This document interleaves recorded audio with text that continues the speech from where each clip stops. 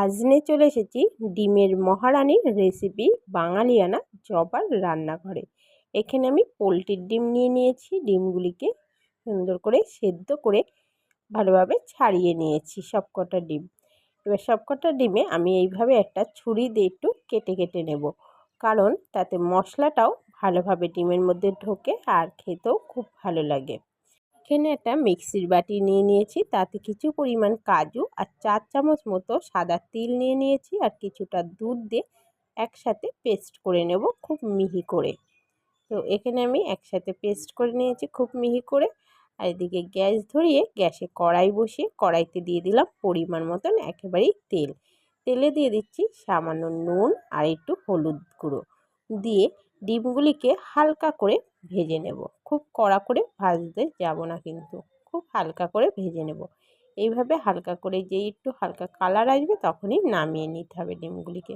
সেই তেলেই দিয়ে দিচ্ছি দারচিনি, এলাচ, শুকনো লঙ্কা আর লবঙ্গ ফোড়নে দিয়ে কেটে রাখা পেঁয়াজ কুচি দিয়ে পেঁয়াজটিকে বেশ কিছুক্ষণ ভেজে নিয়ে কেটে রাখা টমেটো কুচি, লঙ্কা কুচি, রসুন কুচি আর আদা কুচি দিয়ে খুব ভালো করে কিন্তু ভেজে নিতে হবে। বেশ কিছুক্ষণ ভেজে নিয়ে স্বাদ মতন নুন আর হলুদ গুঁড়ো দিয়ে আবারও সব কিছু একসাথে মিশিয়ে নিয়ে ওপর থেকে একটু কাশ্মীরি মিক্স দিয়ে আবারও মিশিয়ে নেব।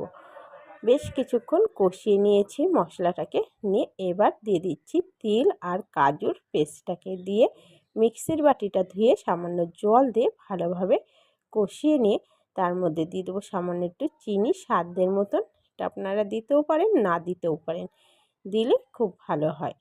তার উপর দিয়ে দিচ্ছি একটু গুঁড়ো গরম মশলা দিয়ে খুব সুন্দরভাবে কষিয়ে নেব, যাতে যতক্ষণ না তেল ছাড়তে শুরু করে।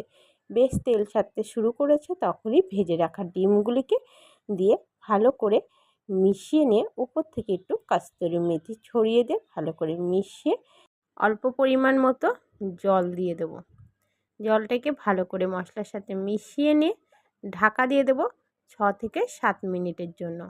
6 থেকে 7 মিনিট পর খুব সুন্দরভাবে কিন্তু রেডি হয়ে গেছে। গ্যাসটা বন্ধ করে দিয়ে উপর থেকে গুঁড়ো গরম মশলা আর বাটার দিয়ে ঢাকা দিয়ে দেব 5 থেকে 10 মিনিটের জন্য।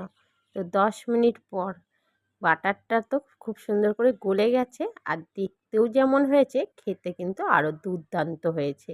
একবার হলেও এই ডিমের মহারানী রেসিপিটা অবশ্যই বাড়িতে ট্রাই করো।